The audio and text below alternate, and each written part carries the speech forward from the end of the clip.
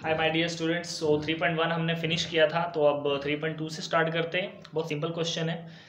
अब इसमें first question अगर हम देखें तो इसमें क्या दिया है कि दो रेडियस दिए, मतलब दो सर्कल हैं यहाँ पर। और क्वेश्चन क्या है कि अगर दोनों सर्कल टच कर रहे हैं, वो भी इंटरनली टच कर रहे हैं। मैं डायग्राम बना के बताऊंगा, I will show you by drawing the diagram कि कैसे इंटरनली टच करते हैं। तो फिर बोलते हैं उनके सेंटर का डिस्टेंस बताओ। अभी इंटरनली टच ऐसे करते हैं, एक सर्कल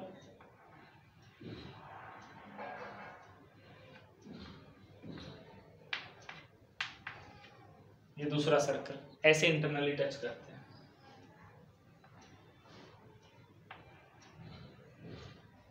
ठीक है, ये इंटरनली टच हो गया।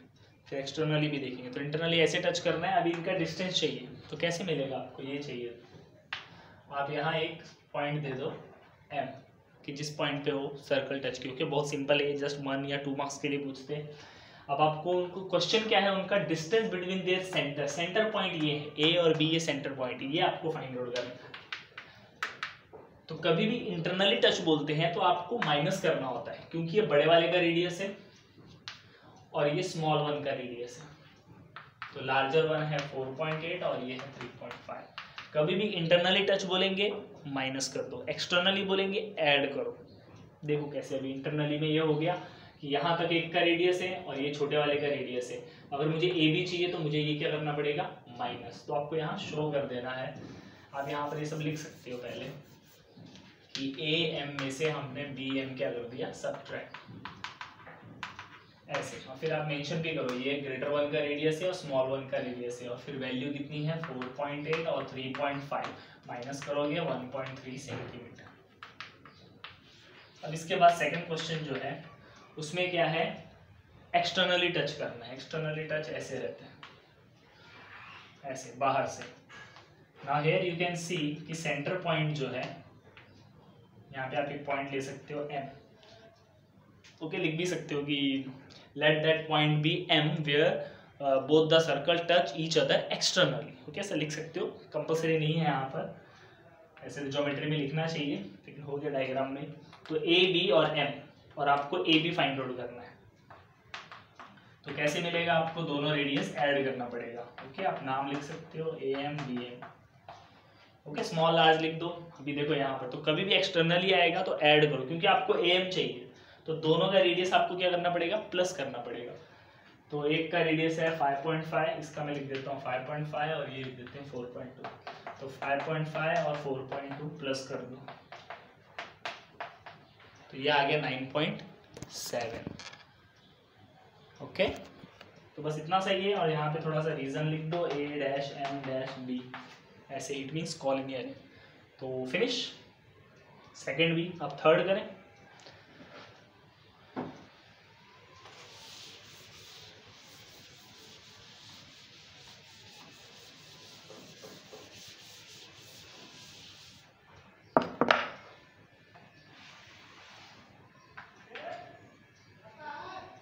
थर्ड वन में क्या होगा, बोलो ड्रॉ करो आप। तो राउंडर वगैरह ले लो और ड्रॉ करो, इंटरनली भी और एक्सटर्नली भी। तो पहले इंटरनली स्टार्ट करते हैं। इंटरनली में आपको पहले लार्जर बनाना होता है और उसके अंदर स्मॉलर बनाना होता है।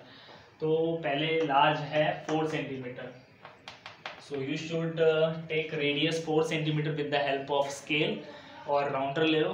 तो 4 सेंटीमीटर लेके घुमा दो, काफ़ी बड़ा आएगा। लार्जर सर्कल, सेंटर पॉइंट दे दो ए, और दूसरा है 2.8 रेडियस। तो अब 2 पॉइंट लो, 2.8 रेडियस लो और यहाँ पे रखो। ओके, ऐसे प्लॉट करो उसको कि टच यहाँ पे होना चाहिए। ओके, यहाँ पे राउंडर है, यहाँ पेंसिल होनी चाहिए, ऐसे, और फिर उसको घुमाओ, तो कुछ ऐसा आएगा।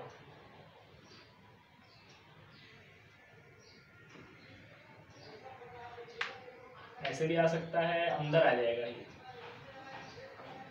ओके, अगर सर्कल सेकंड वन अगर थोड़ा स्मॉल होता है तो यहाँ तक भी आ सकता है, लेकिन ये स्मॉल नहीं है। 2.8 आपका कम से कम ऐसे जाएगा।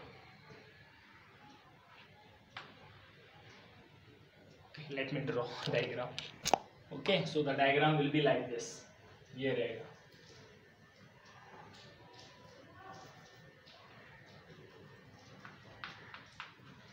तो कुछ ऐसा डायग्राम आएगा। ओके, डिपेंड होता है स्मॉलर सर्कल कितना छोटा है। 2.8 बहुत छोटा नहीं होता है, अगर आप देखो तो रेडियस 2.8, लेकिन उसका जब सर्कल बनेगा तो बड़ा बन जाता है, डबल हो जाता है ना डायमीटर जो रहता है, 5.6। तो वो कुछ इस तरह से आएगा डायग्राम, उतना लेके ड्रॉ करना। ओके, यहाँ पे टच होना चाहिए, कंडीशन यही है। एक सर्कल ड्रॉ कर लो 4 सेंटीमीटर लेकर, लेकिन सेकंड जो है 2.8 लेके वो ऐसे ड्रॉ करना, ट्राई टू टच, यहाँ पे पॉइंट आना चाहिए, तो कुछ ऐसा बनेगा। अब एक्सटर्नली बनाएंगे। ओके, फाइंड आउट कुछ नहीं करना है अभी, एक्सटर्नली। तो एक्सटर्नली क्या आएगा, तो 4 सेंटीमीटर यहाँ पे और 2.8 वाला यहाँ।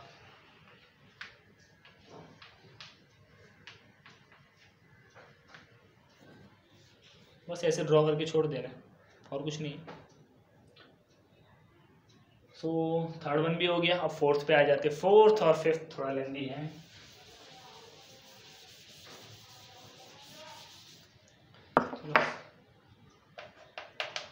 फोर्थ क्वेश्चन में क्या ये डायग्राम दिया है, you can see the diagram. सबसे पहले बोला पैरेलल है, प्रूफ करो। कोई भी लाइंस पैरेलल कब होती है, जब वहां पर कुछ एंगल बने, और वो भी स्पेशली कौन से angle, alternate angle, corresponding angle या इंटीरियर एंगल।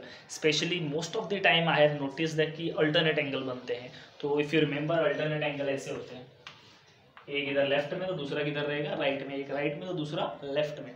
वो अगर हमने प्रूव कर दिया, once we have prove that the given angles in two triangles are alternate, तो हम बता सकते हैं कि लाइन क्या होगी, पैरेलल। वैसे तो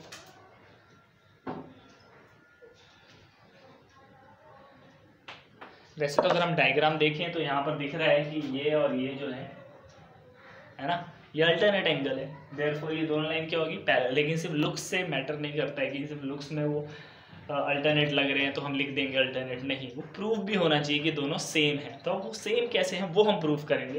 तो सबसे पहले फर्स्ट ट्रायंगल लेते हैं APR।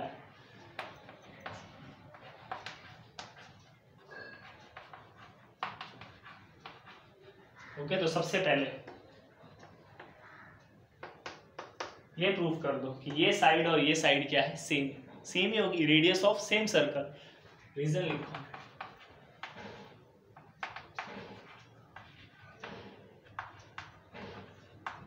तो एक ही सर्कल की रेडियस है तो इनके अपोजिट एंगल भी क्या होते हैं, सेम। इसको बोलते हैं आइसोसेलेस ट्रायंगल थ्योरम, कि अगर साइड इक्वल है दोनों तो उनके अपोजिट एंगल भी क्या होंगे, इक्वल। आप एंगल लिखने के लिए, अपोजिट एंगल के लिए वहां पर भी देख सकते हैं कि ये AP है तो इसके ठीक सामने जो एंगल आ रहा है उसका नाम क्या है, R। और आप यहाँ पे भी देख सकते हैं AP लिया तो क्या बचेगा, R, और PR लिया तो क्या बच गया, एंगल A। इसको लिखने का आइसोसेलेस ट्रायंगल थ्योरम। ठीक है, तो एंगल क्या हो गए, सेम। अब ऐसे ही इसमें भी करेंगे, इन ट्रायंगल PQB, उसमें भी बताओ PQ congruent to BQ, radii of same circle. और उसमें भी PQ है तो क्या आएगा, एंगल B, BQ है तो कौन सा एंगल बचेगा, P। ओके, बहुत सिंपल है एंगल लिखना, आप डायग्राम में देख सकते हो। अदरवाइज यहाँ पे नोटिस करो, PQ आई हैव टेकन तो what left B, then BQ we have taken, then what left P, तो ऐसे आ जाएगा। अब आप इसमें नोटिस करो, P लिख दिया हमने, PQB, PQ है तो क्या आएगा, ओके, PQB नहीं है, ट्रायंगल का नाम एक्चुअली R है, ऊपर चला गया, RQB है। अब आप यहाँ पे नोटिस करो, इसको नंबर दे दो 1 और इसको नंबर दे दो 2। ओके, ट्रायंगल का नाम बहुत अच्छे से लिखना है, R है ये ट्रायंगल का नाम है RQB। अब इसमें दोनों में नोटिस करो, R दोनों में सेम है, मतलब A जो R के भी इक्वल है, B जो है वो भी R के इक्वल है। तो ठीक है, R को साइड में रखो अभी, और ये दोनों भी क्या हो जाएंगे, same. Therefore angle A congruent to angle B।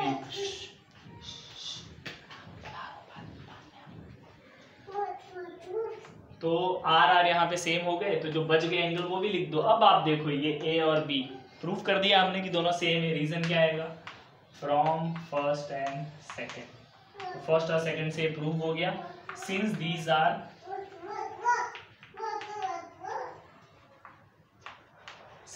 Are alternate angles, तो ये अल्टरनेट एंगल्स हैं। देयरफॉर वो जो लाइंस है वो पैरेलल हो जाएंगी, AP parallel to BQ। Reason आएगा alternate angle test.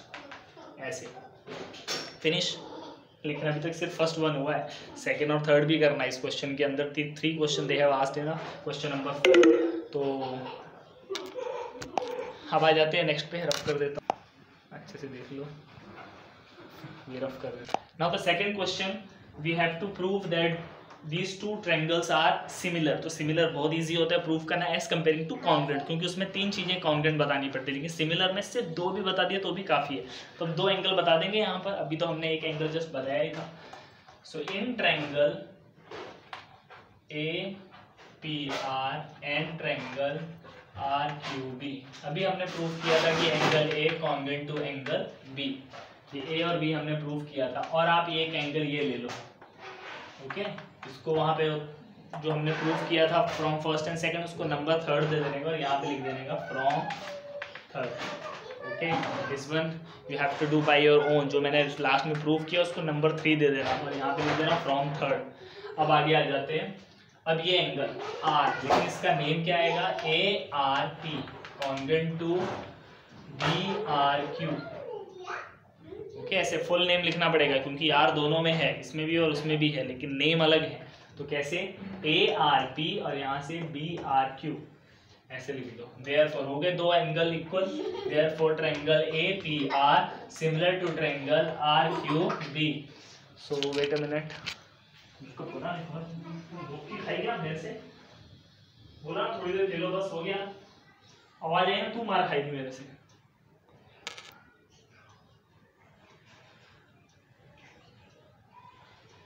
APR similar to RQB, reason क्या आएगा, बाय AA टेस्ट। फिनिश। अब लास्ट में ये प्रूफ करना है कि ये एंगल कितना रहेगा।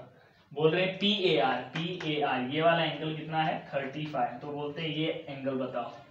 सबसे पहले तो ये डायरेक्टली ये वाला भी कितना लिख दो 35, क्योंकि हमने प्रूफ किया था। लिख देने का सिंस एंगल A जो था वो इक्वल था एंगल B के, तो देयरफॉर ये क्या हो गए 35। अब इस ट्रायंगल पे फोकस करो, लोग ने जहाँ पे पूछा है, ट्रायंगल का नाम RQB है, तो लिख दो यहाँ पे इन ट्रायंगल RQB। ओके, इसमें अब लिखेंगे हम लोग R plus Q plus B, तीनों एंगल का टोटल कितना होता है 180, उसमें से R कितना है 35। ओके, ये भी हमने पहले प्रूव किया था कि ये सब इक्वल होते हैं, A B R सब सेम थे, है ना। उसमें प्रूव किया था हमने कि A R के इक्वल है, B भी R के इक्वल है, देयरफॉर A भी इक्वल। ओके, कभी भी फर्स्ट वन सेकंड के इक्वल है और थर्ड के भी, तो तीनों ही इक्वल हो जाते हैं। और Q कितना है नहीं मालूम, इस वन की